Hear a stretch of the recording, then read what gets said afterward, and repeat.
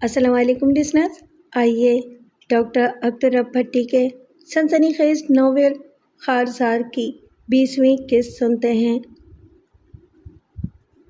مگر چھوٹے سائی نے اٹل لہجے میں مجھے یقین دلایا تھا کہ وہ اپنے بابا سائی کے دباؤ کے باوجود راجواڑی فیصلے میں میرے حق میں گواہی ضرور دیں گے۔ اب جب کہ شینا نے اپنے تئیں یہ موضوع چھیڑا تو بی بی جی کا اچانک کسی الجھن میں سوچ میں کھو جانے کا مطلب میں نے یہی اخذ کیا کہ چھوٹے سائی کے بارے میں کیا خبر، بی بی جی بھی کچھ جانتی ہوں۔ کیا بات ہے بی بی جی، آپ خاموش کیوں ہو گئیں؟ بالآخر مجھ سے رہا نہ گیا۔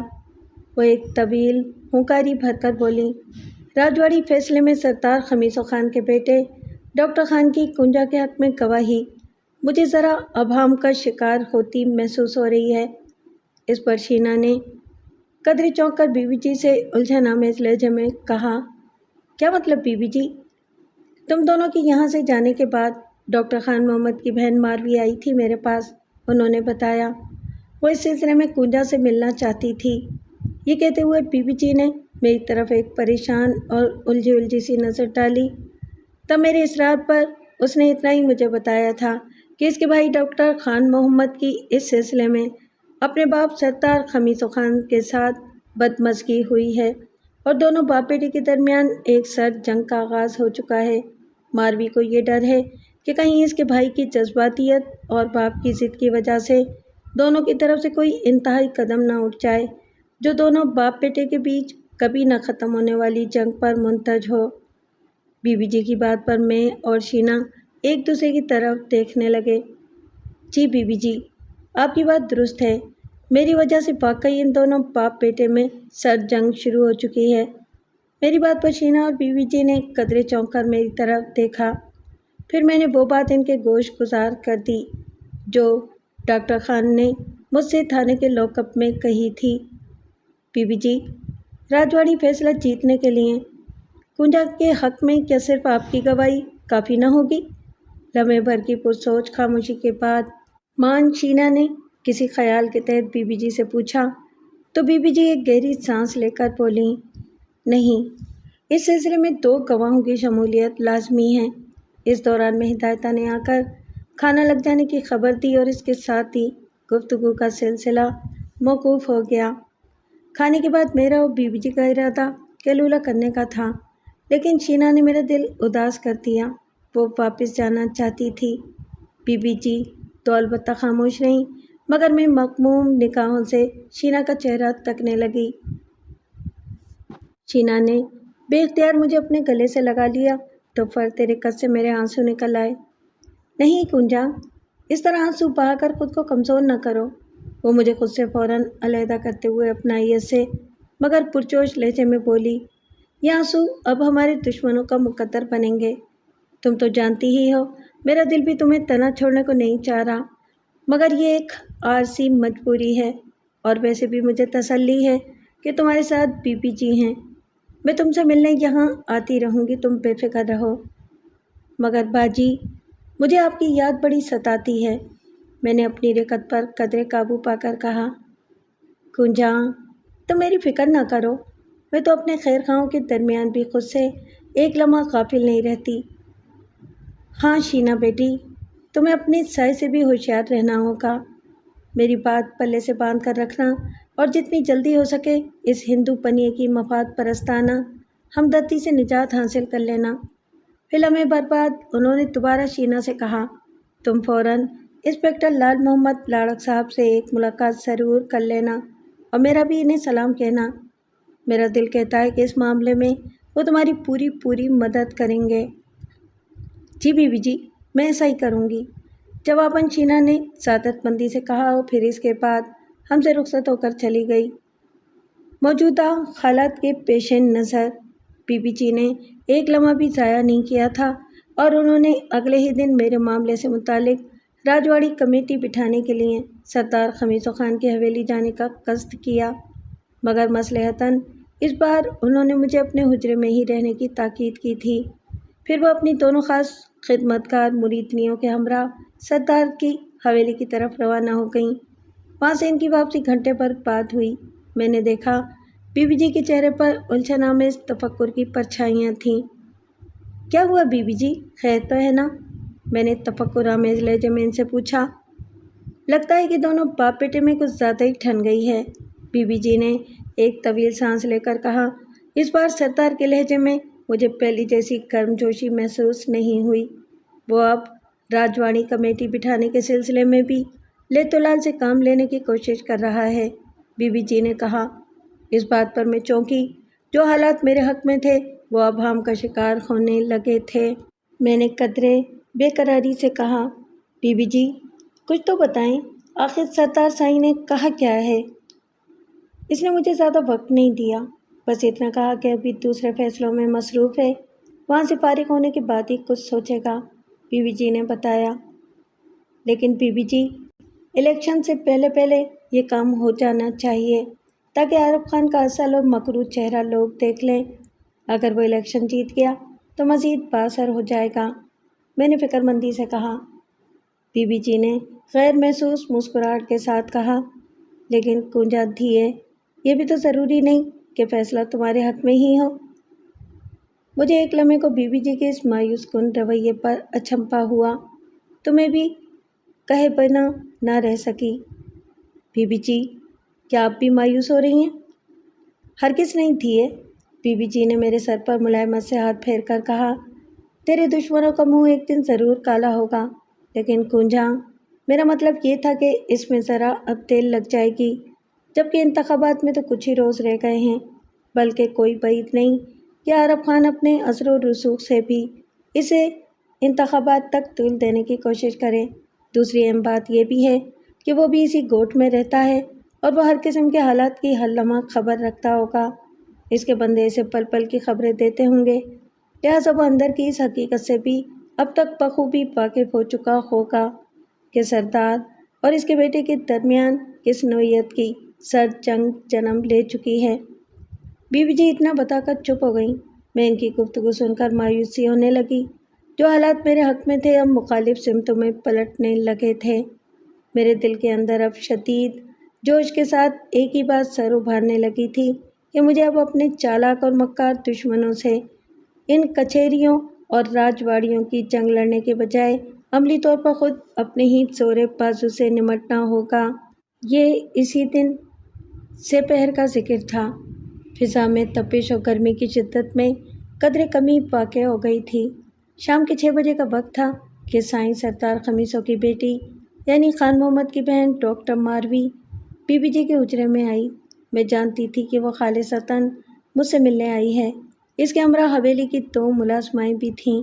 बीबी जी इस वक्त इबादत में मशगूल थीं।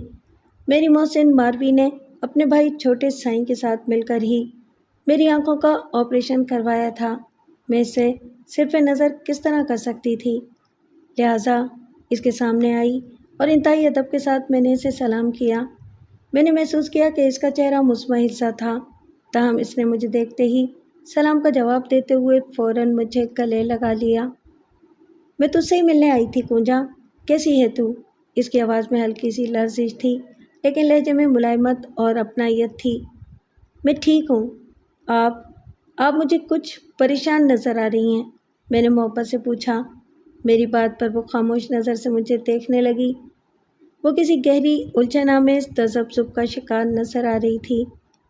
ऐसा लगता था जैसे वो मुझसे कुछ कहना चाहती है। बिलाखिर वो धीरे से बोली, कुंजा, मुझे तुझसे कुछ ज़रूरी बातें करनी हैं। मेरा दिल ज़रा धड़का। फिर मैंने इसे ऊपर वाले कमरे में ले जाना ज़रूरी समझा और मैं इसके साथ ऊपर आ गई। मुख्तसर सा कमरा वही था जो मेरे और शीना के लिए मखसूस था, जहाँ एक कोने में छोटी सी मसेरी नुमा चारपाई बिछी थी और वस्त में 2 कुर्सियाँ भी रखी थीं। मैंने एहतराम से इसे एक कुर्सी पर बैठने को कहा और ख़ुद भी दूसरी कुर्सी पर बैठ गई। पता नहीं कुंजा, मुझे तुमसे ये बात कहनी चाहिए भी कि नहीं। वो इतना कहकर चुप हो रही और उलझी उलझी सी नज़र से मुझे देखने लगी। मैं इसकी उलझन रफ़े करने की गर्ज से बोली, छोटी वडेरानी, आपने जो कहना है मुझसे खुलकर कह डालें, मैं सुन रही हूँ। मेरे हौसला अफजाई पर वो बोली, कुंजा, तुम अपना दिल मैला न करना। لیکن میں خود آج کل اپنے بابا سائیں اور عطا خان محمد کی طرف سے بہت پریشان رہنے لگی ہوں۔ وہ ذرا تھمی تو میں نے بلا تعمل کہا، نہیں چھوٹی وڈیرنی، میں بھلا اپنا دل کیوں میلا کرنے لگی؟ آپ تو میری محسن ہیں۔ اگر میری وجہ سے آپ کی کوئی مشکل آسان ہو سکتی ہے تو میرے لیے بھلا اس سے بڑھ کر خوشی کی اور کیا بات ہو سکتی ہے؟ میری بات پر وہ یکدم بڑے امید بھرے لہجے میں بولی، ہاں کنجا، میری مشکل صرف تم ہی آسان کر سکتی ہو۔ عطا خان محمد نے جب سے راجواڑی فیصلے میں تمہاری گواہی دینے کا فیصلہ کیا ہے تب سے بابا سائیں اور عطا خان محمد کے درمیان ایک تنازع کھڑا ہو گیا ہے۔ مجھے ڈر ہے کہ کہیں ان دونوں کے بیچ کوئی بہت بڑا جھگڑا نہ کھڑا ہو جائے، کیونکہ میں دونوں کی ضدی طبیعت سے اچھی طرح واقف ہوں۔ جی چھوٹی وڈیرنی، میں صورتحال سے واقف ہوں، میں نے نگاہیں جھکا کر کہا۔ یہ بات مجھے بھی پسند نہیں کہ ایک معمولی اور بے حیثیت غریب لڑکی کی وجہ سے آپ کے خاندان میں کسی قسم کی ناچاکی پیدا ہو۔ کنجا، مجھے تم سے یہی امید تھی، وہ ایک دم جیسے خوش ہو کر بولی، لیکن دوسرے ہی لمحے میں نے دیکھا کہ اس کا چہرہ مغموم سا ہو گیا۔ کنجا، مجھے غلط نہ سمجھنا، میں جانتی ہوں اچھی طرح کہ تم کس پل صراط پر سے گزر رہی ہو۔ عطا خان محمد کی تمہارے حق میں معزز گواہی کیا حیثیت رکھتی ہے، لیکن تمہارے دشمنوں نے بڑی کمینگی کا مظاہرہ کرتے ہوئے بڑی گہری چال چلی ہے۔ وہ عطا خان محمد اور تمہارے بیچ کوئی خفیہ تعلق جوڑنے کی افواہ پھیلا رہے ہیں۔ اب تم خود ہی بتاؤ، ان حالات میں عطا خان محمد کو کیا کرنا چاہیے؟ اتنا کہہ کر وہ ذرا تھمی تو میں نے پورے اعتماد لہجے میں اس کی طرف دیکھ کر کہا، انہیں میری گواہی سے فوراً دستبردار ہو جانا چاہیے، ورنہ دشمنوں کو مزید گل کھلانے کا موقع مل جائے گا، اور میں یہ نہیں چاہوں گی کہ میری وجہ سے میرے محسنوں کی عزت پر کسی کو ایک ذرا انگلی اٹھانے کا بھی موقع ملے۔ میری بات سن کر ڈاکٹر مار بھی اپنی جگہ سے اٹھی اور مجھے گلے سے لگا لیا۔ شاباش کنجا، تم نے میری مشکل آسان کر دی۔ تمہارا مسئلہ اتنا نازک اور گمبھیر ہو چکا ہے کہ اس میں دو باپ بیٹوں کے درمیان ہمیشہ کے لیے خلیج پیدا ہونے کا احتمال ہے۔ جی چھوٹی وڈیرانی، مجھے اس کا اچھی طرح اندازہ ہے، میں نے کہا۔ کیا آپ میری یہ درخواست چھوٹے سائیں تک پہنچا دیں گی کہ؟ چھوٹی وڈیرانی نے اچانک میری بات کاٹتے ہوئے کہا، نہیں، یہ بات تمہیں خود ہی عطا خان محمد سے کہنی ہوگی، میں کسی وقت نہیں یہاں بھیجنے کی کوشش کروں گی۔ مجھے یقین ہے کہ تمہارا کہا وہ نہیں ٹالیں گے۔ وہ میری بات کا مطلب سمجھتے ہوئے بولی اور نہ جانے کیوں میں شرمسار سی ہونے لگی۔ ایسے میں مجھے چھوٹی وڈیرانی کے سامنے ندامت سی محسوس ہونے لگی تھی کہ کہیں اس کے دل میں بھی واقعی اپنے بھائی اور میرے بیچ کسی قسم کی جذباتی وابستگی کی غلط فہمی کا بیج نہ پڑ گیا ہو۔ اس لیے اب میں نے یہ اٹل فیصلہ کر لیا تھا کہ چاہے کچھ بھی ہو جائے، مجھے ہاتھ جوڑ کر بھی اگر چھوٹے سائیں سے یہ درخواست کرنا پڑی کہ میرے حق میں گواہی دینے کے فیصلے سے وہ دستبردار ہو جائیں تو میں ایسا ضرور کروں گی۔ اس کے بعد چھوٹی وڈیرانی ماروی میرا تہہ دل سے شکریہ ادا کر کے چلی گئی۔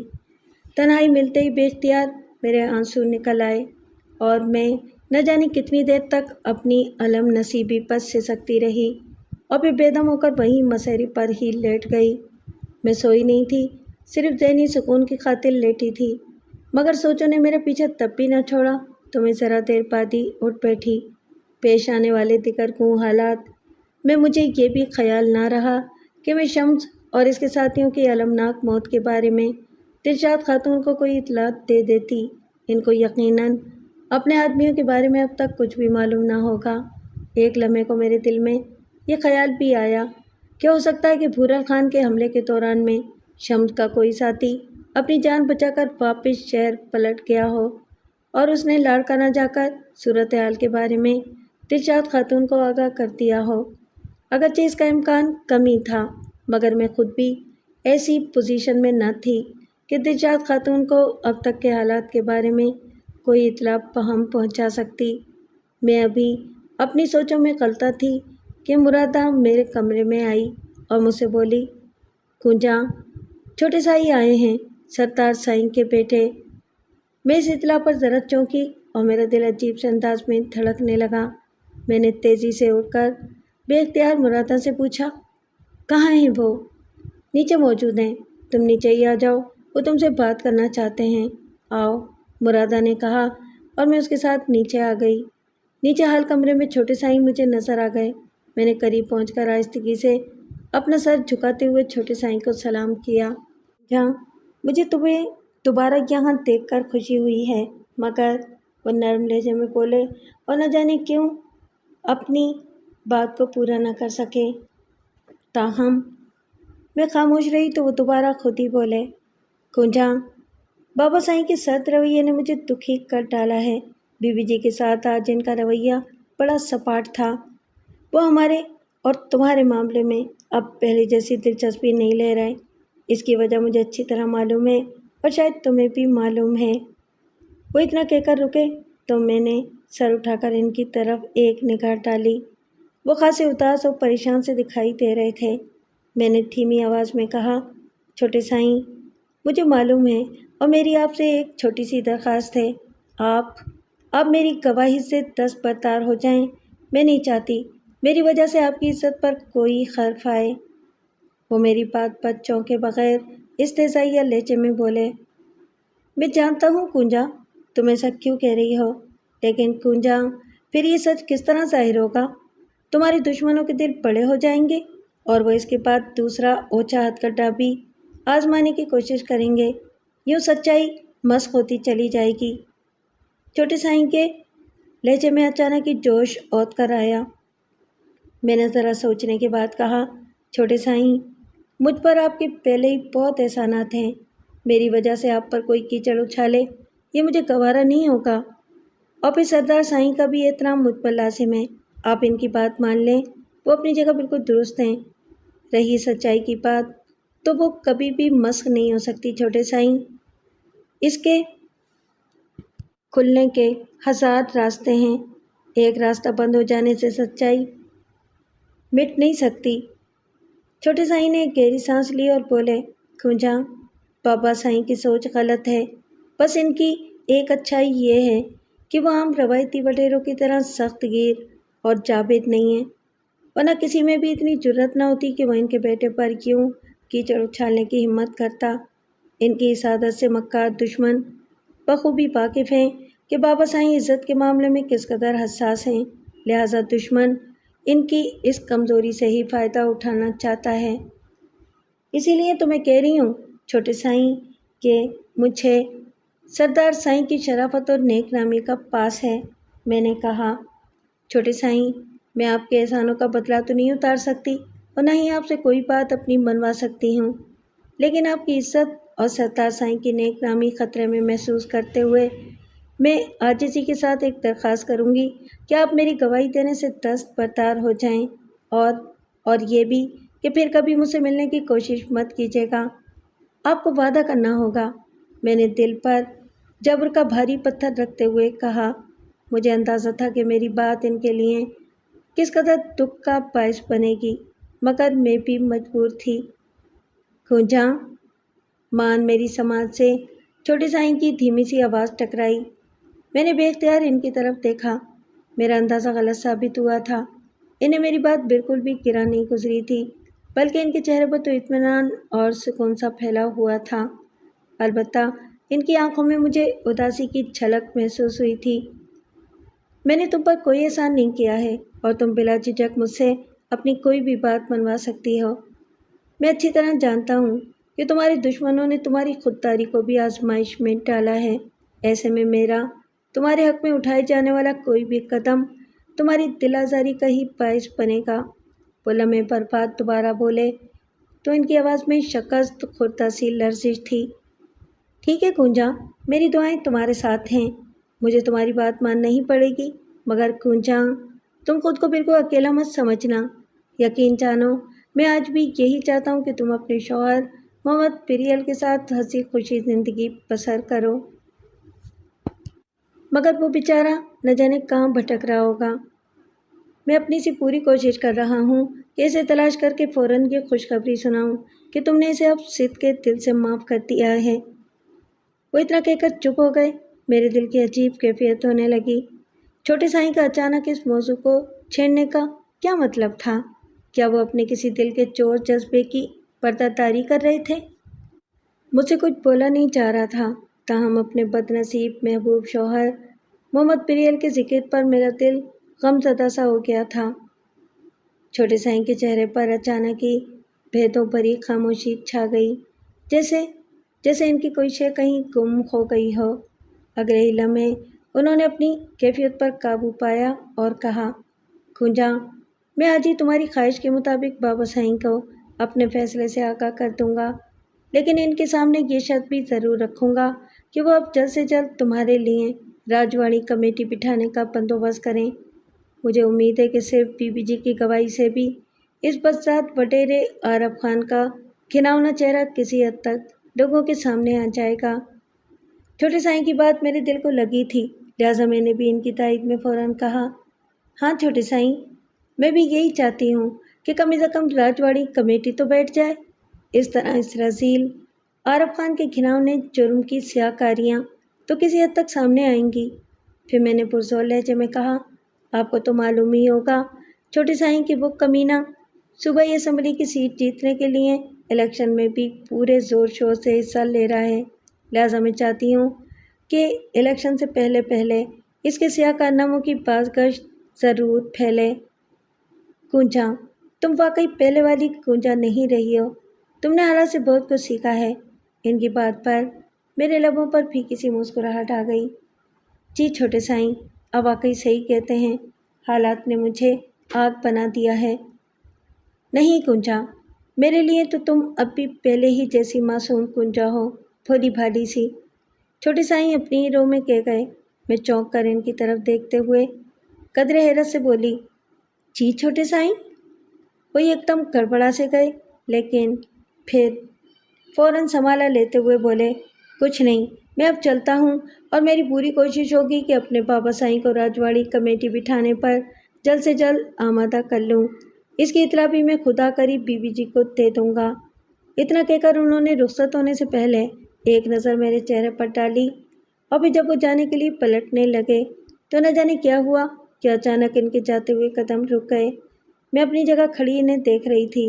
इनकी नज़रें मेरे चेहरे पर मरकूज़ थीं, जैसे कुछ कहना चाहते थे मगर कह नहीं पा रहे थे। बिलाखिर मैंने ही ज़रा हिम्मत से काम लिया और खुद ही इनसे बोली, जी छोटे साईं, आप कुछ कहना चाहते हैं मुझसे? मेरी हौसला अफजाई पर वो पलट कर चंद कदम मेरी तरफ बढ़े। इनके चेहरे पर एकाएक ही अजीब तरह की यासियत और उदासी उमंड आई। इनकी आंखों में अनकहे पैगाम दिए की दम तोड़ती लौ की तरह थिरक रहे थे, जिसे बुझने से पहले दिए की लौ आखिरी बार जोर से भड़कती है। बिल्कुल इसी तरह छोटे साईं के होंठ मुतहरिक हुए। खूंचा, क्या मैं वाकई अब तुमसे दोबारा मिलने की कोशिश ना करूं? इनकी बात पर मैंने चौंक कर गहरी निगाहों से देखा और लरज़ उठी। इनका चेहरा अंदर की अजीब सी आग में तपता हुआ महसूस हो रहा था। एक हलावत भरी लरसाहट थी जो इनकी आंखों और चेहरे से मुतरश्शे थी। मेरे खुदा, मैं क्या करूं? मेरे अंदर कराह उभरी। मैं इनकी हालत देखकर खौफज़दा सी हो गई थी। मुझे कोई जवाब बनना पड़ा तो मैं अपना चेहरा पल्लू में दिए जीने की तरफ पलट गई और फिर अपने कमरे में आकर निठाल सी मसेरी पर औंधे मुंह जा गिरी। तकिया मेरे आंसुओं से तर होने लगा। मौला साईं, ये क्या माजरा है? छोटे साईं को आखिर क्या हो जाता है? वो एकदम क्यों इस कदर दीवानों की तरह खुद से बेगाना नजर आने लगते हैं? मैं इसकी कोई तोजी पेश करने से कासिर थी। कुंजा, ये तूने अच्छा किया कि खान मोहम्मद पर अपनी बात वाज़ेह कर दी, बीबी जी ने मुझसे कहा। मैंने अगले ही दिन इन्हें अपने और छोटे साईं के दरमियान होने वाली गुफ्तगू के बारे में बिला कमोकास्त आगाह कर दिया था। खान मोहम्मद एक सुलझा हुआ और समझदार पढ़ा लिखा इंसान है। सूरत हाल की मौजूदा नज़ाकत को वो अपना दिल मैला किए बगैर समझ चुका होगा। बीबी जी ने लम्हे भर के तवक्कुफ के बाद कहा, अब मुझे लगता है कि वो अपने बाबा साईं को ज़रूर तुम्हारे मसले के लिए राजवाड़ी कमेटी बिठाने पर जोर देगा। हमारे लिए इतना ही काफ़ी होगा। वैसे बीबी जी, क्या अब सिर्फ आपकी गवाही काफ़ी रहेगी? وہ ایک گہری سانس لے کر پرخیال لہجے میں بولی، کم از کم اتنا تو ضرور ہو ہی جائے گا کہ میرے گواہی دینے سے وٹیرے عارف خان کے خلاف عام لوگوں کے دل میں بال آ ہی جائے گا۔ باقی رہا تمہارے حق میں فیصلہ ہونا یا نہ ہونا، اس کی امید ذرا کمی نظر آتی ہے۔ اس وقت مجھے دلشاد خاتون کی ایک بات یاد آ گئی۔ اس نے مجھ سے کہا تھا کہ جیسے ہی راجوانی کمیٹی بیٹھے گی تو اس کی کارروائی کو وہ اپنے آدمیوں کے ذریعے اخبارات میں دینے کی کوشش کرے گی، لیکن مسئلہ تو یہ تھا کہ اس بیچاری کو کس طرح ان ساری باتوں کا علم ہو، جبکہ اسے تو اب تک اپنے آدمیوں کے المناک انجام کے بارے میں بھی خبر نہ تھی، جو مجھے بحفاظت کاچو تک چھوڑنے آ رہے تھے، اور اچانک بھورل خان کے بیچ میں آنے سے وہ سب اپنی جانوں سے ہاتھ دھو بیٹھے تھے۔ اب موجودہ صورت حالات کے پیش نظر دلشاد خاتون کو اطلاع دینا ضروری ہو گیا تھا۔ کیا سوچنے لگی کنجا؟ اچانک بی بی جی نے مجھ سے پوچھا۔ میں نے ایک لمحہ سوچا اور پھر اپنے دل کی بات بی بی جی سے کہہ ڈالی اور بغور ان کا چہرہ تکنے لگی۔ بی بی جی نے غور سے میری بات سنی اور پھر بھیدوں بھری مسکراہٹ کے ساتھ بولی، اگرچہ میں تمہاری اس پراسرار خیر خواہ کی طرف سے مطمئن تو نہیں، لیکن کبھی ایسا ہوتا ہے کہ لوہے کو لوہا ہی کاٹتا ہے۔ یہ خاتون بھی مجھے عارف خان کی سیاسی مخالف محسوس ہوتی ہے اور اپنے ذاتی مفاد کی خاطر ہی صحیح تمہارے کاندھے پر بندوق رکھ کر اپنے دشمن پر گولی چلانا چاہتی ہے۔ ٹھیک ہے، ہمیں اسے موجودہ صورتحال کے بارے میں مطلع کر ہی دینا چاہیے کہ وہ اپنی منصوبہ بندی کے مطابق وڈیرے عارف خان کا بدنما چہرہ اخباروں کے ذریعے عام لوگوں کے سامنے بے نقاب کرے، لیکن کنجا یہ کام ہمیں اس وقت ہی کرنا پڑے گا جب ہمیں اس بات کا حتمی طور پر پتہ چل جائے کہ تمہارے سلسلے میں سردار خمیسو خان کب تک راجوانی فیصلے کی کمیٹی کو بٹھاتا ہے۔ میرا خیال ہے بی بی جی، باوجود اس کے ہمیں دلشاد خاتون کو کم از کم اب تک کی صورتحال کی اطلاع کر ہی دینی چاہیے، میں نے کہا۔ میری بات سن کر بی بی جی نے عجیب مسکراتی نگاہوں سے میری چہرے کی جانب دیکھا، پھر دھیرے دھیرے اپنے سر کو اسباتی جنبش دیتے ہوئے بولی، ٹھیک ہے، تم اپنی اس محسنہ پر کچھ زیادہ ہی انحصار کرنے لگی ہو۔ ٹھیک ہے، تم ایسا کرو کہ مجھے دلشاد خاتون کا پتہ تفصیل سے سمجھا دو، میں کسی کو شہر بھیج کر تمہارا پیغام پہنچا دیتی ہوں۔ بی بی جی کی بات سن کر مجھے تسلی ہو گئی۔ پھر میں نے بی بی جی کو تفصیل کے ساتھ دلشاد خاتون کے گھر کا پتہ سمجھا دیا۔ انہوں نے دوپہر سے پہلے پہلے اپنی خدمتگار خاص ہدایتوں کو شہر روانہ کر دیا۔ ہدایتہ کی شہر لاڑکانہ سے واپسی اگلے دن صبح 10-11 بجے کے قریب ہوئی۔ مجھے خاص طور پر اس کی واپسی کا بڑا بے چینی کے ساتھ انتظار تھا۔ بی بی جی تو اس وقت حال کمرے میں سائلین عورتوں کے ساتھ مصروف تھیں، جبکہ میں ہدایتہ کو اپنے ساتھ اوپر لے کر آ گئی۔ ہدایتہ، تم خیریت کے ساتھ دلشاد خاتون کے ہاں پہنچ تو گئی تھی نا؟ ذرا سستانے پر اور پانی وغیرہ پینے کے بعد میں نے اس سے پوچھا تو وہ اس بات میں اپنا سر ہلا کر بولی، ہاں، مجھے دلشاد خاتون کا گھر تلاش کرنے میں کچھ خاص دقت کا سامنا نہیں کرنا پڑا تھا۔ وہ ذرا رکی تو مجھ سے رہا نہ گیا۔ میں اس کی طرف دیکھتے ہوئے فوراً بولی، تو پھر تمہاری ان سے بات ہوئی؟ کیا کہا انہوں نے؟ کہنا کیا تھا جی، میں تو سمجھی تھی کہ وہ اپنے ساتھیوں کی المناک موت کا سن کر اپنا سینہ پیٹنا شروع کر دیں گی، لیکن انہوں نے تو بڑے سکون سے ساری بات سننے کے بعد فوراً تمہارے بارے میں مجھ سے پوچھا۔ پھر تم نے کیا بتایا انہیں؟ وہی جو مجھے یہاں سے سمجھا کر بھیجا گیا تھا۔ کوئی پیغام دیا انہوں نے؟ میرا مطلب ہے کہ آئندہ کا کوئی منصوبہ یا لائحہ عمل کے بارے میں؟ ہاں، ہدایتہ بولی، وہ تو بڑی جیدار خاتون ہے کنجا، اور بڑی بہادر بھی۔ انہوں نے بڑے غور سے تمہارے متعلق بات سنی اور پھر مجھ سے کہا کہ کنجا کو میرا یہ پیغام دینا کہ وہ بالکل بھی نہ گھبرائے۔ مجھے اپنے آدمیوں کے مرنے کا افسوس تو ہے، مگر اس سے میرے حوصلے پست نہیں ہوں گے۔ میرے پاس آدمیوں کی کوئی کمی نہیں ہے۔ ویسے کنجا بی بی، یہ دلشاد خاتون لگتی بڑی ٹھسے والی عورت ہیں۔ انہوں نے فوراً ہی ایک فون کر کے جیپ منگوا لی تھی، اور وہی جیپ مجھے نہ صرف یہاں تک چھوڑنے آئی تھی، بلکہ ان کے دو خاص آدمی قادر بخش اور نہال خان بھی اس گوٹھ میں اتر گئے تھے۔ ان کے ذمے تمہاری حفاظت اور یہاں کی ایک ایک خبر دلشاد خاتون تک پہنچانے کا کام سونپا گیا ہے۔ میں نے ہدایتہ سے پوچھا، وہ دونوں اب کہاں ہیں؟ میرا مطلب ہے کہ قادر بخش اور نہال خان۔ ان دونوں کو جیپ یہاں چھوڑ کر واپس شہر چلی گئی تھی، ہدایتہ بتانے لگی۔ مجھے تو معلوم نہیں کہ وہ دونوں اب کہاں موجود ہوں گے، باقی ہیں وہ دونوں اب اسی کوٹھ میں۔ اس کی بات سن کر میرے اندر سنسنی دوڑ گئی۔ دلشاد خاتون واقعی بڑے دل کڑتے والی عورت تھی۔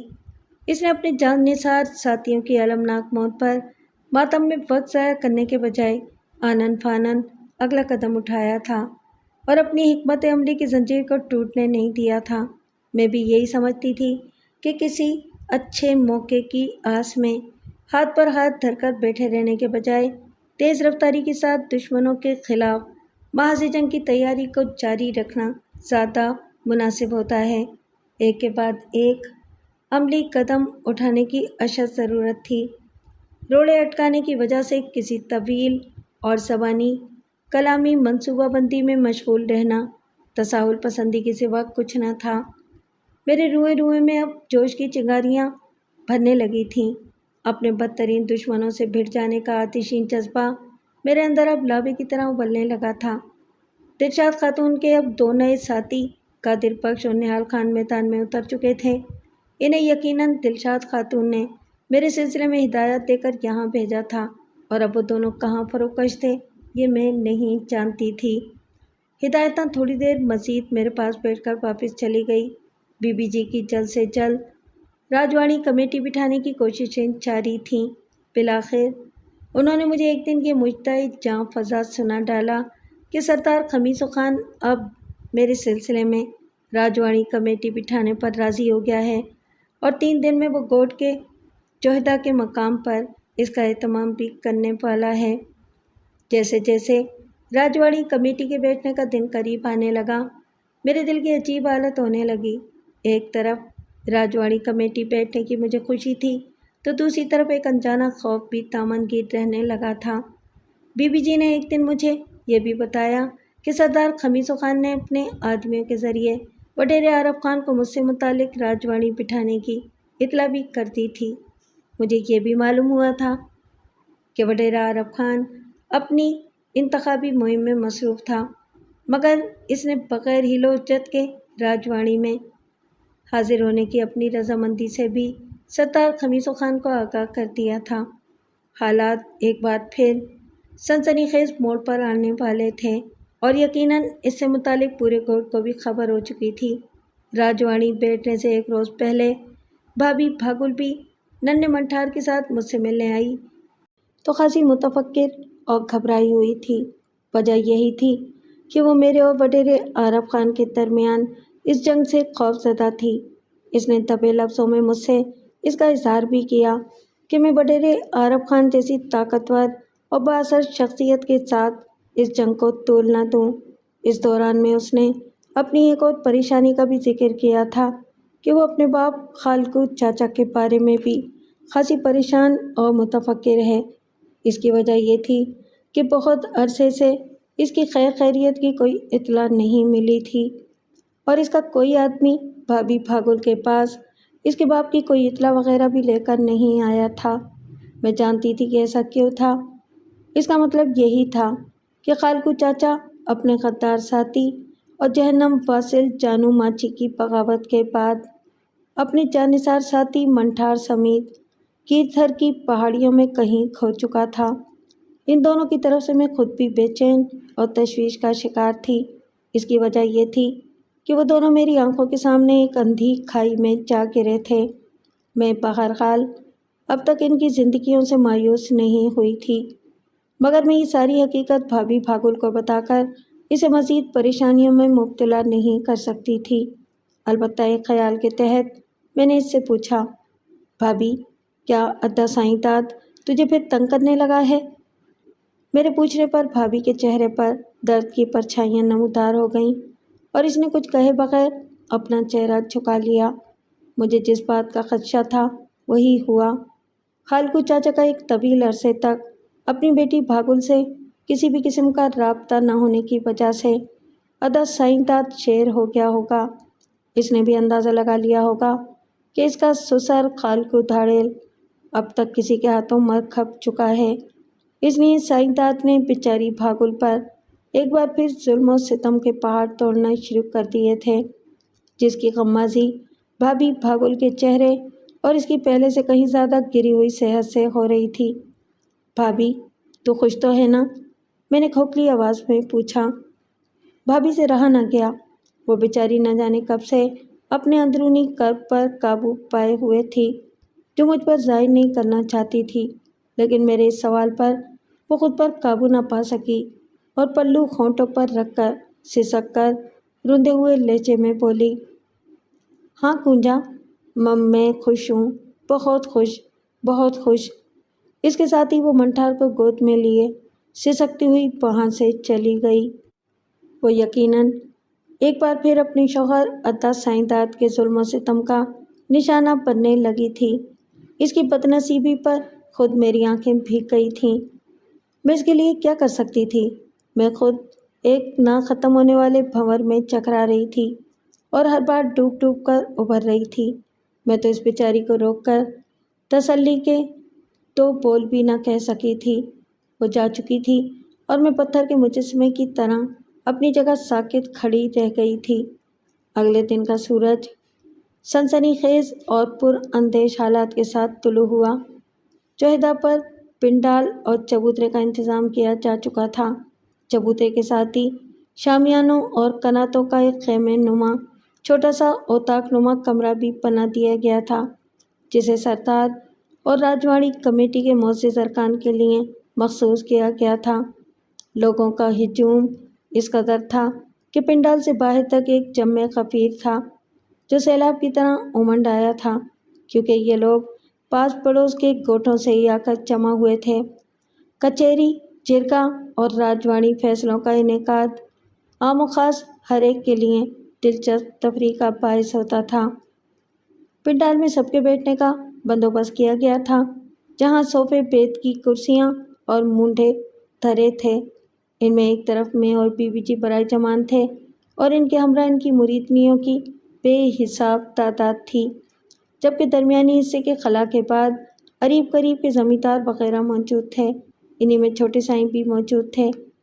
شروع کی قطار ایک طویل قوس کی صورت میں بنائی گئی تھی۔ مستطیل نما چوڑے چبوترے پر بھی صوفے اور بیت کی کرسیاں ترتیب وار بچھی ہوئی تھیں۔ ان میں ایک بالکل وسط میں ایک اونچے اور خاصے چوڑے پشتے والا موڑا بھی دھرا ہوا تھا، جو صرف سردار خمیسوں کے لیے مخصوص تھا۔ تیز دھوپ اور پسینہ بہاتی گرمی سے بچنے کے لیے کناتوں اور شامیانوں کی دیواروں پر سائبان بنائے گئے تھے۔ دو بڑے جنریٹر بھی موجود تھے۔ کرسیوں کے ساتھ تھوڑے تھوڑے فاصلے پر پیڈسٹل فین بھی چل رہے تھے۔ میں نے ایک نظر بھرے مجمع پر ڈالی تو انہی میں مجھے اپنا بھائی سائنداد بھی دکھائی دیا تھا، مگر میں نے اسے دیکھتے ہی نفرت سے اپنا منہ دوسری طرف پھیر لیا۔ سامنے کی معزز شخصیات کو ٹھنڈی بوتلیں اور مشروبات پلانے کا بھی انتظام کیا گیا تھا، جن میں ظاہر ہے ہم بھی شامل تھے۔ سردار سمیت راجواڑی کے معزز اراکین آ چکے تھے اور چبوترے کے عقب میں بنے خیمہ نما اوطاق میں موجود تھے۔ ماحول میں لوگوں کی چہمگوئیاں گونج رہی تھیں۔ باتوں کی بھن بھناہٹ سے جانے کیوں مجھے بڑی کوفت ہو رہی تھی۔ میرے دل و دماغ میں ایک سنسناہٹ کی سی کیفیت طاری تھی۔ دفعتاً فضا میں شور سا بلند ہوا۔ میں نے بھی گردن موڑ کر اپنے دائیں جانب دیکھا، جدھر ایک بڑا حصہ داخلے کے لیے چھوڑا گیا تھا۔ وہاں مجھے 2 لینڈ کروزر، 3 چوڑے ٹائروں والی جیپیں اور 4 کے قریب کاریں نظر آئیں، جن کی چھتوں پر کسی سیاسی پارٹی کے جھنڈے لہرا رہے تھے۔ میرے دماغ میں سائیں سائیں ہونے لگی اور سانس سینے میں گھٹنے لگی تھی۔ اگلے ہی لمحے اگلی بڑی 2 گاڑیوں کے دروازے کھلے۔ سب سے پہلے میں نے ایک کٹے ہوئے بھاری بھرکم شخص کو نیچے اترتے ہوئے دیکھا اور اسے دیکھتے میری رگوں میں خون لاوے کی طرح اچھلنے لگا۔ مارے غصے کے میرے ہاتھ پاؤں لرزنے لگے تھے۔ وہ شیطان صفت وڈیرا عارف خان تھا۔ بے داغ سفید شلوار قمیض، کندھوں پر اجرک اور چہرے پر وہی بلا کی سناٹے دار خاموشی طاری تھی۔ وہ بڑی اکڑ کے ساتھ اپنے مسلح آدمیوں کے ساتھ چلتا ہوا پنڈال کی طرف بڑھنے لگا۔ میری شعلہ فشاں نظریں اس مردود کے چہرے پر چمسی گئی تھیں۔ وڈیرہ عارف خان کے ساتھ میں نے ایک دوسرے شخص کو بھی شاہانہ کر و فر کے ساتھ نیچے اترتے دیکھا تھا۔ اچانک مجھے یاد آ گیا کہ یہ موچا خان تھا، وہ موچا خان جو پہلے ہونے والے راجواڑی فیصلے میں وڈیرے کی حمایت میں اپنی ہڈی کا حق ادا کرنے آیا تھا، اور جس کے اعتراض کرنے پر راجواڑی کی کمیٹی نے شروع میں وڈیرے عارف خان وغیرہ کے خلاف کارروائی کو ٹھوس ثبوت کی عدم دستیابی کی وجہ سے مؤخر کر دیا تھا۔ یہ سب لوگ باری باری اپنی مخصوص نشستوں پر پرائے چمان ہو گئے تھے۔ وڈیرے عارف خان کے ساتھ موچا خان کے علاوہ 3-4 اور بھی بھاری بھرکم شخصیات موجود تھیں۔ ذرا دیر بعد چبوترے کے عقب میں استادہ اور طاق نما خیمے کے اندر سے راجواڑی کمیٹی کے 6-7 معزز ارکان نمودار ہوئے اور چبوترے پر آ کر اپنی نشست پر پرائے چمان ہو گئے۔ 4 مسلح باڈی گارڈز ان کے دائیں بائیں پنڈال کی طرف منہ کر کے چوکس کھڑے ہو گئے۔ پھر تھوڑی دیر اور گزری، اس کے بعد سردار خمیس خان نمودار ہوا۔ اس کے دائیں بائیں 2-4 خاص چیلے بھی تھے جن کے بغلی ہولسٹروں میں ریوالور کی جھلک صاف نظر آ رہی تھی۔ سردار کے چبوترے پر آتے ہی یکدم معزز کمیٹی کے ارکان اور پنڈال میں موجود سب خاص و عام افراد احتراماً اپنی جگہ پر اٹھ کھڑے ہوئے۔ سردار بڑی خاموشی کے ساتھ اپنے موڑے پر پرائے چمان ہو گیا۔ ماحول پر گہرا سناٹا چھا گیا تھا۔ ایک مصاحب خاص نے بادب انداز میں سردار خمیس خان سے جرگے کی کارروائی شروع کرنے کی اجازت چاہی، اور پھر وہ وہیں چبوترے پر کھڑا ہو کر حاضرین پنڈال سے مخاطب ہو کر پاٹ تال لہجے میں کہنے لگا: آج اپنی مان وارث سائیں اور چوہدہ میں ہونے والے راجواڑی فیصلوں کا مکھ بڑے سردار خمیس خان کی سرپنچی میں ایک اہم جھگڑا نمٹائیں گے۔ اتنا کہہ کر اس نے حاضرین پر ایک طائرانہ نگاہ ڈالی اور دوبارہ گویا ہوا: یہ ایک پرانا تنازع ہے جو مسمات کونجا، زال محمد پریل اور زمیندار رئیس عارف خان کے بیچ ایک عرصے سے جاری ہے۔ یہ معاملہ پولیس میں بھی دیا جا سکتا تھا، لیکن ہمارے اندرونی معاملات راجواڑی میں ہی زیادہ بہتر طریقے سے حل ہو سکتے ہیں، اور یہ معاملہ پولیس کے بس کا نہیں۔ اس لیے دونوں فریقوں کی رضامندی سے ہی ان کا فیصلہ راجواڑی کمیٹی کے سپرد کیا گیا ہے، جس میں راجواڑی کمیٹی کے معززین کے فیصلے کی اپنی اہمیت ہوگی، مگر اپنی مان وارث سائیں بہتار سردار خمیس خان کا فیصلہ ہی آخری مانا جائے گا۔ لیکن اس فیصلے کی خاص بات یہ ہے کہ معزز اراکین راجواڑی اور بہتار سائیں باہمی مشاورت کے بعد جو آخری حتمی فیصلہ سناتے ہوئے کسی ایک فریق کو قصوروار قرار دیں گے، اس کی سزا آپ لوگوں کو ہی تجویز کرنا ہوگی۔ وہ اتنا کہہ کر رکا، پھر بولا: اس تنازع میں مسمات کونجا کی حیثیت فریادی اور زمیندار عارف خان کی جواب دہ کی ہے۔ اب میں اپنے اپنے موقف کو دلیلوں اور ٹھوس ثبوتوں کے ساتھ درست ثابت کرنے کے لیے سب سے پہلے فریادی کونجا کو سامنے آنے کی ہدایت دوں گا کہ وہ یہاں آ کر سب کے سامنے اپنے موقف کے سلسلے میں دلائل کا آغاز کرے۔ مسمات کونجا حاضر ہو۔ مصاحب خاص اتنا کہہ کر دوبارہ اپنی جگہ پر جا بیٹھا تو میرا دل زور زور سے دھڑکنے لگا اور مجھے اپنی پیشانی ارکالود محسوس ہونے لگی۔ ایسے میں میرے ساتھ بیٹھی بی بی جی نے پرجلال انداز میں سرگوشی کرتے ہوئے میری ہمت بڑھائی اور مجھے آگے بڑھنے کو کہا۔ میں اپنی جگہ سے اٹھی، پھر ایک گہری سانس لے کر اپنا اعتماد بحال کرتی ہوئی آگے بڑھی اور چبوترے پر جا پہنچی۔ میں اب حیرت انگیز طور پر اپنے جسم کی لرزش پر قابو پا چکی تھی، اور اس کے بعد میں نے بڑے نبے تلے ہوئے انداز میں اپنی ساری داستان علم بھرے مجمع کے سامنے گوش گزار کر ڈالی۔ جب میں خاموش ہوئی تو معزز اراکین کمیٹی کے ایک رکن نے مجھے ثبوت پیش کرنے کو کہا۔ میں نے پورے اعتماد انداز میں اس سے بادب ہو کر کہا: کیا آپ میرے ساتھ تھوڑی دیر کے لیے ایک طرف چلیں گے؟ میں آپ سے ایک بات کرنا چاہتی ہوں۔ نہیں، جو بات کہنی ہے ادھر ہی کہو، سب کے سامنے، اس نے سرد لہجے میں کہا۔ میں نے عاجزی سے کہا، محترم سائیں، میں آپ کو تنہائی میں ہی ایک ثبوت دکھانا چاہتی ہوں جسے آپ بعد میں بے شک بھرے مجمع کے سامنے پیش کر سکتے ہیں۔ یہ میری ایک مجبوری ہے۔ میری بات پر اچانک سردار خمیسو خان نے گونجدار آواز میں معزز رکن سے میری بات ماننے کے لیے کہا، جس کی حمایت وہاں موجود دیگر اراکین کمیٹی نے بھی دھیرے سے اس بات میں سر ہلا کر کہی۔ پھر میں اس معزز رکن کے ساتھ چبوترے کے عقب میں عارضی اوطاق بنی ہوئی تھی اس میں آ گئی۔ وہاں ہمارے سوا کوئی تیسرا شخص موجود نہ تھا۔ میں نے بغور رکن کی طرف دیکھا، وہ ایک ساٹا پاٹا شخص تھا۔ وہ گمبھیر نظروں سے تکتے ہوئے بولا، کہو، کیا کہنا چاہتی ہو؟ اس کی بات پر میں اس کے قریب پہنچی اور مخمور نگاہوں سے اس کی طرف دیکھتے ہوئے ادائے دل بری کے ساتھ کہا، سائیں، آپ میرے حق میں فیصلہ دے دو، میں آپ کو انعام کے طور پر اپنے خوبصورت اور جوان جسم کی رشوت دینے کو تیار ہوں۔ میری بات سن کر وہ ہکا بکا رہ گیا، مگر پھر دوسرے ہی لمحے وہ کرخت لہجے میں میری طرف گھور کر بولا، یہ کیا بکواس کرتی ہے چھوکری؟ میں سمجھ گیا ہوں اچھی طرح، تو واقعی ایک بے غیرت چھوکری ہے۔ ابھی میں سب کے سامنے تیرا پول کھولتا ہوں، چل نکل میرے ساتھ باہر۔ یہ کہہ کر وہ غصے سے پاؤں پٹکتا ہوا اوطاق سے نکلا اور میں بھی اپنے ہونٹوں پر ہلکی سی مسکراہٹ لیے اس کے عقب میں باہر آ گئی۔ وہ معزز رکن چبوترے پر آ کر سردار خمیسو خان اور معزز ارکان کمیٹی سے بولا، اس لڑکی نے مجھے اپنے ساتھ ملانے کے لیے اپنی خود کی رشوت دینے کی کوشش کی ہے، اب یہ کڑی سے کڑی سزا کی مستحق ہے۔ اس کی بات سن کر سردار سمیت سب کچھ سانپ سونکھ گیا اور وہ لوگ میری طرف انتہائی ناگوار اور چبھتی ہوئی نظروں سے تکنے لگے۔ میں نے فوراً معزز رکن سے کہا، آپ برائے مہربانی یہ بات بھرے مجمع کو بھی بتائیں۔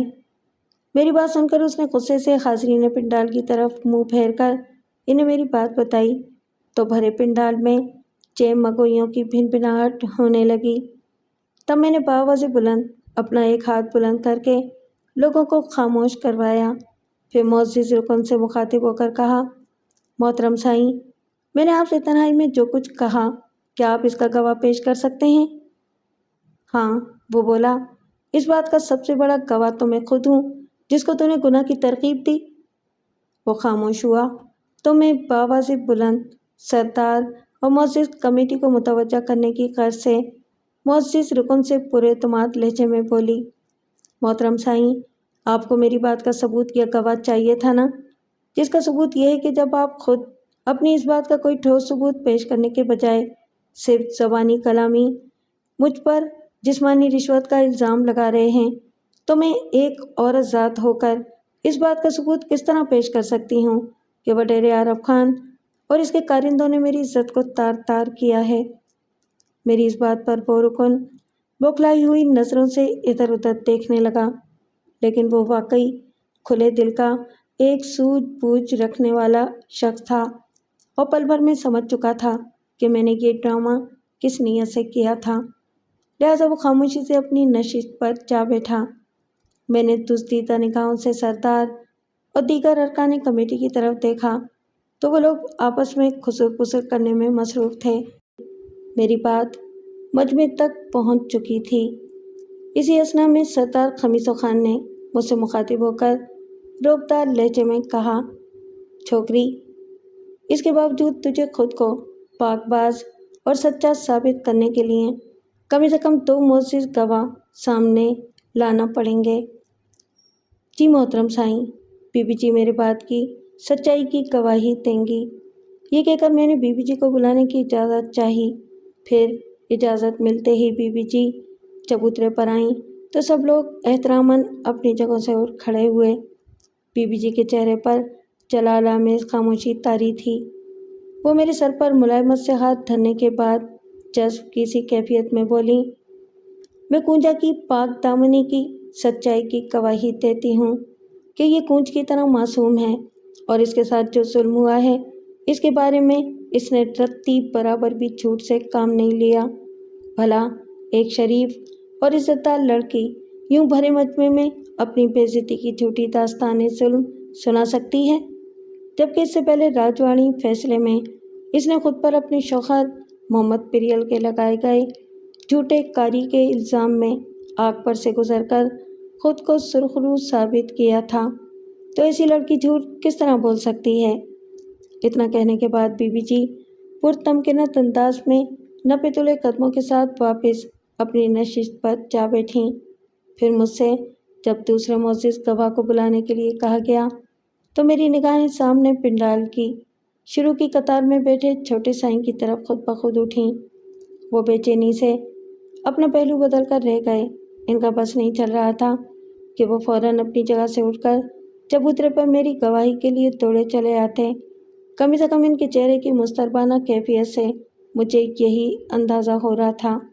اتنے میں معزز اراکین میں سے ایک نے ذرا آگے جھک کر سردار کے کان میں کچھ کہا تو سردار نے ہولے سے اپنا سر ہلایا اور اس پر معزز رکن نے بآواز بلند مجھے مخاطب کر کے کہا، مسمات کونجا، کیا دوسرا گواہ بھی موجود ہے؟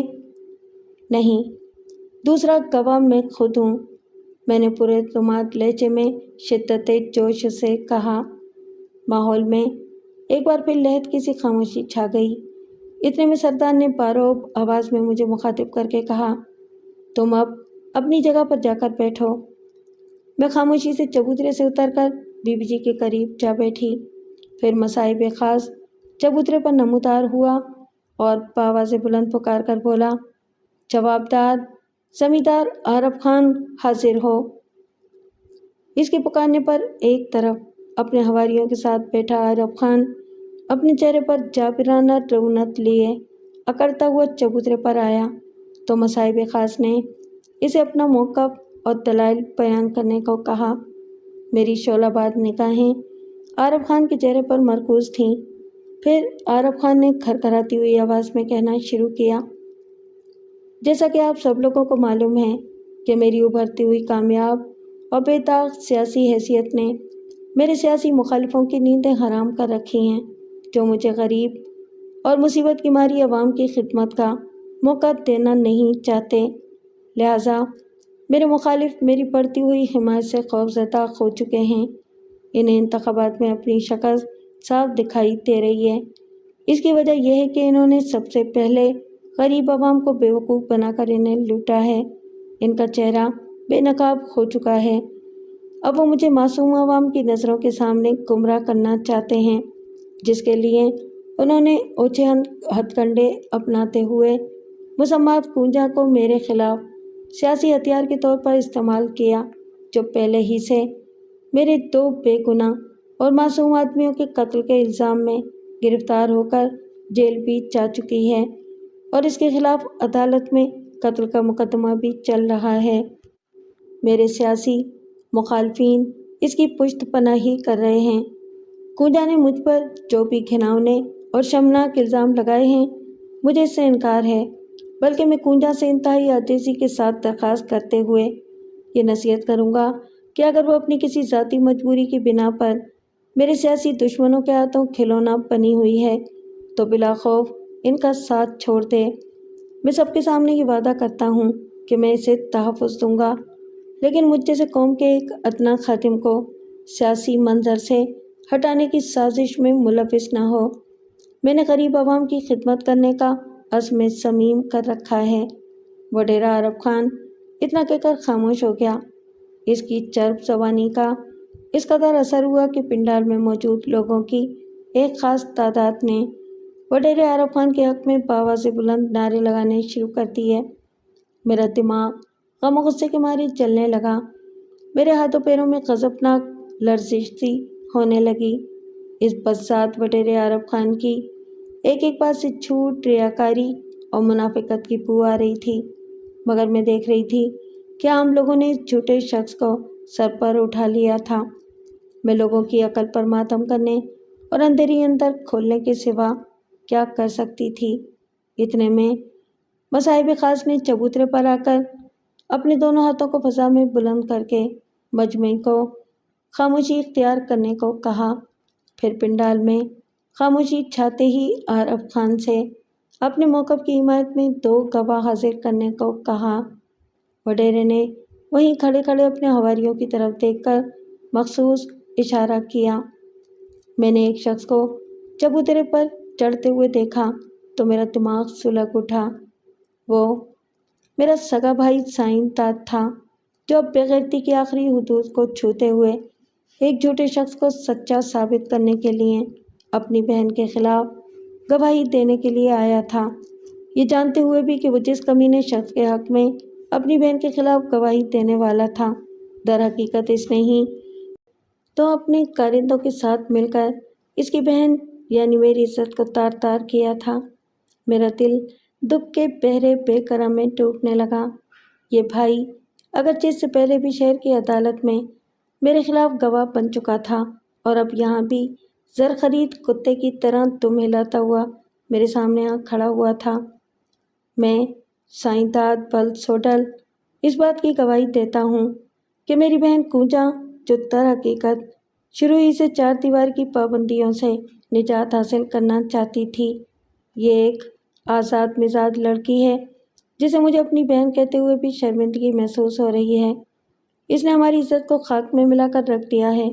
یہ بہتار سائیں کے دشمنوں سے ملی ہوئی ہے اور اس نے میرے سامنے بہتار سائیں کی حویلی کے سامنے پرانی کھو کے پاس اپنی ایک سہیلی شینا کے ساتھ مل کر بہتار سائیں کے 2 معصوم اور بے گناہ آدمیوں کو بڑی بے دردی کے ساتھ قتل کر ڈالا، اور یہ سب کچھ وہ بہتار سائیں کے سیاسی مخالفین کے کہنے پر ہی کر رہی ہے۔ سائیں داد اپنی ہرزہ سرائی کے بعد خاموش ہوا تو اسے واپس اپنی جگہ پر جانے کو کہا گیا اور ساتھ ہی وڈیرے عارف خان کو دوسرا گواہ پیش کرنے کے لیے کہا گیا۔ وڈیرے عارف خان کے چہرے کی فاتحانہ مسکراہٹ اور استحضائیہ آمیز پرغرور سکون میرے دل میں شکست خوردگی کی کھٹک پیدا کر رہا تھا۔ جس دوسرے گواہ کو پیش کیا گیا تھا وہ ایک ادھیڑ عمر عورت تھی۔ اسے دیکھ کر میں بری طرح ٹھٹکی۔ یہ میری پراسرار محسن دلشاد خاتون کی نمک حرام ملازمہ نورا تھی۔ اسے یہاں غیر متوقع طور پر مخالف گواہ کی حیثیت سے دیکھ کر میرا دل زور زور سے دھڑکنے لگا۔ اس کے ہاتھ میں ایک بڑا سا خاکی لفافہ بھی تھا۔ اس نے چبوترے پر آتے ہی اجازت ملنے پر میرے خلاف جو بیان دیا، اسے سن کر میں اپنی جگہ سن ہو کر رہ گئی۔ اس نے اپنے بیان میں بتایا کہ میں وڈیرے عارف خان کے سب سے بڑے دشمن اعجاز کھوڑوں کی حسین و جمیل رکھیل دلشاد خاتون نامی عورت کے ساتھ کام کر رہی ہوں اور اس کے اشاروں پر ناچ رہی ہوں، اور اسی خاتون سے میں نے وڈیرے عارف خان کے خلاف کام کرنے کی ذمہ داری لے رکھی ہے۔ ثبوت کے طور پر اس نے اپنے ہاتھ میں پکڑے ہوئے لفافے سے چند انلاج تصاویر نکال کر سردار خمیسو خان اور راجوانی کے معزز اراکین کمیٹی کو دکھانے کے بعد پنڈال میں موجود لوگوں کو بھی فضا میں بلند کر کے دکھائیں۔ ان تصاویر میں دلشاد خاتون کے ساتھ ایک کمرے میں اور اس کے مسلح آدمیوں شمس وغیرہ کے ساتھ محو گفتگو نظر آ رہی تھی۔ مجمع پر ایک بار پھر اعصاب شکن سناٹا چھا گیا۔ خود میری اپنی حالت کاٹو تو بدن میں لہو نہیں کی سی ہو رہی تھی اور دماغ سائیں سائیں کر رہا تھا۔ میں اپنی جگہ ساکت و صامت سی ہو کر رہ گئی تھی۔ مجھے یہ سمجھنے میں دیر نہیں لگی تھی کہ تصویروں کا یہ کارنامہ نورا نے ہی انجام دیا ہوگا۔ ساتھ ہی میرے لیے یہ انکشاف بھی روح فرسا تھا کہ دلشاد خاتون اعجاز کھوڑوں کی رکھیل تھی، جو میری لا علمی میں مجھے استعمال کرتے ہوئے اپنا الو سیدھا کر رہی تھی۔ ایسے میں مجھے دلشاد خاتون کی موبائل فون پر وہ پراسرار گفتگو بھی یاد آنے لگی، جو وہ بڑی لگاوٹ اور بڑی دل نوازی کے ساتھ اپنے کسی جاننے والے سائیں سرکار کے ساتھ کر رہی تھی۔ تو کیا وہ سائیں سرکار در حقیقت اعجاز کھوڑو تھا؟ اگر یہ بات سچ تھی تو اس کا مطلب تھا کہ میں نادانستگی میں ایک بہت بڑی سازش کا شکار ہو گئی تھی، جو مجھے رسوا کرنے کا باعث بھی بن سکتی تھی۔ بہرطور مجھے جب اپنی صفائی پیش کرنے کے لیے لوگوں کے سامنے لایا گیا تو میں نے اپنی صفائی میں یہی بتایا کہ میں واقعی اس عورت کو بالکل نہیں جانتی نیز اس عورت دلشاد خاتون نے میری مدد کرتے ہوئے مجھے ضمانت پر رہائی دلائی تھی اور بس، اس کے سوا میں کچھ نہیں جانتی۔ اس پر اس بدذات نورا نے لفافے میں سے چند مزید تصاویر نکال کر دکھائیں، جن میں دلشاد خاتون اور اعجاز کھوڑو کو ایک دوسرے کے ساتھ بڑے بے تکلف انداز میں دکھایا گیا تھا، جس سے یہ بات واضح طور پر ظاہر ہو چکی تھی کہ دلشاد خاتون واقعی اعجاز کھوڑو کی ایک رکھیل کی حیثیت رکھتی تھی۔ تمام بیانات اور دلائل سننے کے بعد سرپنچ اور کمیٹی کے درمیان مشورے ہونے لگے، جس کا اہتمام چبوترے کے عقب میں بنی اوطاق میں کیا گیا تھا۔ وہاں صلاح و مشورے کی روشنی میں جو فیصلہ کیا گیا وہ طے کرنے میں مجلس مشاورت کو لگ بھگ 1 گھنٹہ لگا تھا، اور یہ 1 گھنٹہ میرے لیے 1 صدی کے برابر ثابت ہوا تھا۔ بالآخر سردار خمیس خان اور کمیٹی کے معزز ارکان اوطاق سے برآمد ہوئے اور چبوترے پر اپنی اپنی نشستوں پر برائے جمان ہو گئے۔ پھر سردار خمیس خان نے ہولے سے کھنکار کر اپنے ہاتھ میں پکڑے ہوئے کاغذ کے ایک ٹکڑے پر لکھی تحریر کو بلند آواز میں پڑھنا شروع کر دیا۔ مسمات کونجا پر یہ جرم ثابت ہو چکا ہے کہ اس نے زمیندار رئیس عارف خان کے دشمنوں کے ساتھ مل کر اس کے خلاف باقاعدہ ایک مہم کا آغاز کیا ہے، جس کے نتیجے میں کونجا نے رئیس عارف خان پر جھوٹا الزام لگایا ہے۔ لہٰذا معزز راجوانی اس فیصلے میں عارف خان کو بے قصور اور کونجا کو قصوروار قرار دیتی ہے۔ چونکہ کونجا ایک عورت ذات ہے، اس لیے سزا کے طور پر راجوانی کے متفقہ فیصلے پر کونجا کو حکم دیا جاتا ہے کہ وہ 3 دن کے اندر اندر یہ گوٹ ہمیشہ کے لیے چھوڑ دے۔ اس سزا کے ساتھ ہی کونجا کو خبردار کیا جاتا ہے کہ وہ آئندہ عارف خان جیسے شریف انسان کے خلاف محاذرائی کرنے سے باز رہے، ورنہ اس سے ذرہ برابر بھی رعایت نہیں برتی جائے گی۔ یہ فیصلہ سنانے کے بعد سردار نے خاموشی اختیار کر لی۔ ادھر میری حالت مردے کسی ہو گئی تھی، جس کے لیے یہ فضا، یہ لوگ، یہ دنیا کوئی معنی نہیں رکھتی تھی، بلکہ اب میں خود ہی کوئی معنی نہیں رکھتی تھی۔ سب کچھ ختم ہو چکا تھا۔ جھوٹ نے سچ پر فتح حاصل کر کے یہ ثابت کر دیا تھا کہ سانچ کو آنچ نہیں والی باتیں محض کتابی باتوں کے سوا کچھ نہیں تھیں۔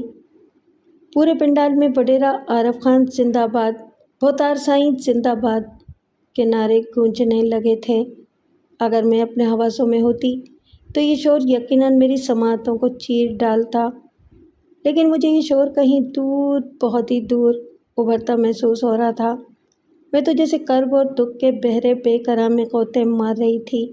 اب ایسے میں مجھے پتہ نہیں چلا کہ بی بی جی کب اور کس طرح مجھے بدقت تمام سمالت دیتی ہوئی وہاں سے چلی آئیں اور اپنے حجرے میں آ کر دم لیا۔ مجھے 3 دنوں کے اندر اندر گوٹ کو ہمیشہ کے لیے خیر بات کہنے کا راجوانی حکم دے دیا گیا تھا، جس پر نہ چاہتے ہوئے بھی مجھے عمل کرنا تھا۔ اپنے گوٹ کو ہمیشہ کے لیے چھوڑنے کا تصور میرے لیے سہانے روح تھا۔ مجھے ایسا لگ رہا تھا جیسے مجھے کسی شفقت بھری ٹھنڈی چھاؤں اور ممتا بھرے سائے سے محروم کیے جانے والا ہو۔ اب مجھے لگ رہا تھا کہ میں صحیح معنوں میں یتیم ہو گئی ہوں۔ گوٹ کی یہ چہکتی فضائیں اب میرے لیے اجنبی ہونے والی تھیں۔ لہلہاتے سرسبز کھیتوں کے درمیان دھول اڑاتی پگڈنڈیاں، جن پر کبھی میں شوق و چنچل ہرنی کی طرح کلانچے بھرا کرتی تھی، وہ سب خواب بن کر رہ جائیں گی۔ میں اب دربدر ہونے والی تھی، لیکن اچانک میرے اندر کی سرکش اور باغی کونجا نے سر اٹھایا۔ کونجا، ان سب کو تجھے اب بھلانا ہوگا۔ بھلا ان فضاؤں نے تجھے دیا ہی کیا تھا؟ یہاں جب تیرے لیے دکھوں اور غموں کے سوا کچھ نہیں رہا تو اچھا یہ کہ تو ہمیشہ کے لیے انہیں چھوڑ دے، بھول جا اب یہ سب کچھ، اور صرف اپنے دشمنوں کو یاد رکھ۔ فضول اور فالتو کی جذباتیت کو ترک کر کے ہوش مندی کے ساتھ اپنے دشمنوں کو نیست و نابود کرنے کا پکا عزم کر لے کہ اب یہی تیرا مقصد حیات ہے۔ اپنی آنکھوں سے آنسو پونچھ ڈال، ورنہ یہ تجھے کمزور کر ڈالیں گے۔ دل و دماغ کی تکرار پر ہمیشہ دماغ کی ہی فتح ہوتی تھی، اور اس بار بھی ایسا ہی ہوا تھا۔ دل اور روح سے سوگواریت اور مغمومیت رخصت ہونے لگی، اور میرے اندر کا فطری تمرد پوری طرح سے بیدار ہونے لگا۔ میں اب اپنے دشمنوں سے بھرپور انتقام لینے کا عزم صمیم کر چکی تھی کہ چاہے کیسے بھی حالات ہوں میں صبر نہیں ٹالوں گی۔ اب میں صحیح معنوں میں اور بڑی جرأت انگیزی کے ساتھ نامساعد حالات کا مقابلہ کروں گی۔ رفتہ رفتہ میرے اندر کی معصوم اور وحشت زدہ گونجا دم توڑنے لگی اور اس کی جگہ ایک نئی اور سرکش گونجا نے جنم لیا۔ میرا آئندہ کا لائحہ عمل کیا ہونا تھا، اس کے بارے میں سر دست میں نے کوئی واضح حکمت عملی تیار نہیں کی تھی۔ فی الحال راجوانی فیصلے کے مطابق مجھے اب جلد سے جلد اس گول کو ہمیشہ کے لیے خدا حافظ کہنا تھا۔ اس سلسلے میں بیوی جی نے بھی مجھے یہی مشورہ دیا تھا کہ میں گول بدر ہونے کے بعد سیدھی انکل لال محمد اور آنٹی روزینہ کے پاس چلی جاؤں۔ اگرچہ بیوی جی کا یہ مشورہ اپنی جگہ صائب تھا، لیکن میں اب کسی اور زاویے سے سوچنے لگی تھی۔ میری چشم تصور میں دلشاد خاتون کا چہرہ رقصا تھا۔ اس کی جانب سے میں عجیب بلکہ شدید مخمصے کا شکار ہو گئی تھی۔ نورا نے دلشاد خاتون اور اعجاز کھوڑو کی جو تصاویر دکھائی تھیں، اس سے مجھے یقین ہو چلا تھا کہ ان دونوں کا آپس میں کوئی تعلق رہ چکا تھا، بلکہ ہنوز قائم و دائم تھا۔ مگر یہ بھی حقیقت تھی کہ میں نے اس سے پہلے اعجاز کھوڑو کو دیکھا نہیں تھا اور یقیناً ستار سمیت دیگر لوگ بھی اعجاز کھوڑو کی صورت سے ناشنا ہی تھے، چونکہ عارف خان کے پاس اپنے دیرینہ رقیب کی تصاویر موجود تھیں، لہٰذا اس کے ذریعے اس نے صورت آشنائی کروائی ہوگی۔ بہر طور میں نے بھی اب تصاویر کے ذریعے اعجاز کھوڑو کی شکل و صورت اچھی طرح ذہن نشین کر لی تھی۔ اب جبکہ دلشاد خاتون کی حقیقت کسی حد تک مجھ پر آشکارا ہو چکی تھی اور شینا کے بدترین دشمن اعجاز کھوڑو کی ساتھی کے طور پر ظاہر ہو چکی تھی، اس لیے میں نے اب اس سے تعلق توڑنے کا فیصلہ کر لیا تھا۔ ہر چند کے ایک لمحے کو میرے دل میں یہ خیال بھی آیا کہ میں دلشاد خاتون سے اس ضمن میں کم از کم ایک ملاقات کر کے دیکھوں کہ وہ اس سلسلے میں اپنی کیا صفائی پیش کرتی ہے، لیکن پھر دوسرے ہی لمحے میں نے اپنے دل سے یہ خیال نکال دیا۔ یہ سے اگلے دن کا ذکر تھا۔ مرادہ نے مجھے بتایا کہ 2 افراد مجھ سے ملنا چاہتے ہیں، جنہوں نے اپنا نام قادر بخش اور نہال خان بتائے تھے۔ میں ذرا چونکی۔ مجھے یاد آیا کہ یہ وہی 2 افراد تھے جن کا تعلق دلشاد خاتون سے تھا اور ہدایتہ انہی دونوں افراد کے ساتھ لاڑکانہ سے گو اٹھائی تھی۔ ان دونوں کو حجرے کی عمارت سے ملحق اور طاق میں بٹھایا گیا تھا۔ وہ دونوں مجھ سے کیوں ملنا چاہتے تھے یہ معلوم نہ تھا۔ میرا اندازہ تھا کہ یہ دونوں مجھے اپنے ساتھ واپس شہر دلشاد خاتون کے پاس لے جانا چاہتے تھے، مگر میں اب بیوی جی کے مشورے کو ملحوظ خاطر رکھنا چاہتی تھی۔ انہوں نے ہی مرادہ کے بجائے ہدایتہ کو ان کے پاس یہ پوچھنے کے لیے بھیجا کہ وہ دونوں مجھ سے کیوں ملنا چاہتے تھے۔ تھوڑی دیر بعد ہدایتہ نے لوٹنے پر بتایا کہ قادر بخش اور نہال خان مجھے اپنے ساتھ واپس شہر دلشاد خاتون کے پاس لے جانا چاہتے تھے۔ میں نے ایک نظر بیوی جی کے چہرے کی طرف دیکھا۔ وہ متانت آمیز پرسوچ خاموشی میں مستغرق تھیں۔ بالآخر انہوں نے ہدایتہ کے ذریعے انہیں کہلا بھیجا کہ کونجا اب ان کے ساتھ جانا نہیں چاہتی۔ ہدایتہ الٹے قدموں واپس اوطاق کی طرف چلی گئی۔ بیوی جی نے پرخیال لہجے میں مجھے مخاطب کر کے کہا، کونجا مجھے لگتا ہے کہ اب یہ عورت کوئی اور ہی گل کھلانا چاہتی ہے، تمہیں بہت محتاط رہنے کی ضرورت ہے۔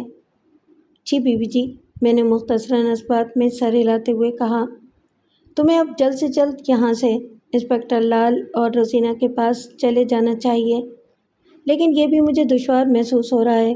بیوی جی نے آخر میں الجھن آمیز پریشانی کے ساتھ کہا، اگر شینا یہاں ہوتی تو اور بات تھی، لیکن خیر میں کسی طرح تمہیں شہر بھجوانے کا بندوبست کرتی ہوں، پہلے ان دونوں سے پیچھا چھڑا لیں پھر کچھ سوچتے ہیں۔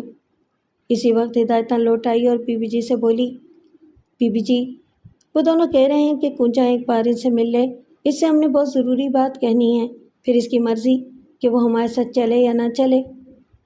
ہدایتہ کی بات پر میں نے الجھی ہوئی نگاہوں سے بیوی جی کے چہرے کی طرف دیکھا۔ میرا خیال ہے کہ مجھے ان دونوں کی بات سن لینی چاہیے۔ جاؤں گی تو میں ان کے ساتھ ہرگز نہیں۔ پتہ تو چلے وہ دونوں مجھ سے کون سی بات کرنا چاہتے ہیں۔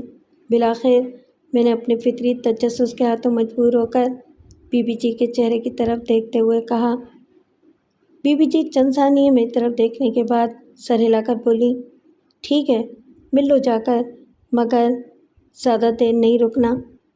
बीबी जी के लहजे से मैंने महसूस किया था कि वो बेदिली से मुझे इजाज़त दे रही हैं, लिहाजा बीबी जी को इस बारे में मुतज़ब्ज़ब पाकर मैंने भी कादिर बख्श और निहाल खान से मिलने का इरादा तय कर दिया और बोली, नहीं बीबी जी, अगर आपका दिल नहीं मान रहा तो रहने दें, इन दोनों को वापस लौटा देते हैं।